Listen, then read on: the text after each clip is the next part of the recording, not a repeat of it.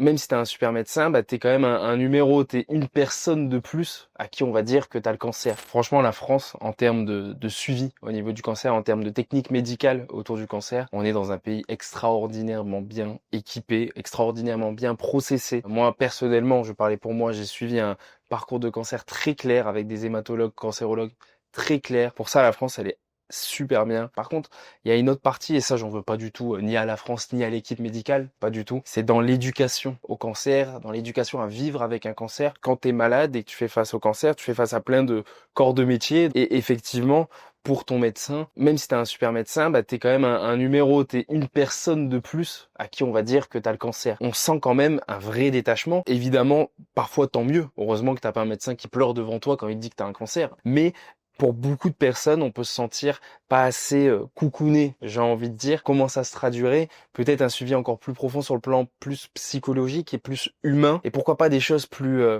des applications, des groupes plus facilement pour suivre la personne tout le long du traitement, quoi.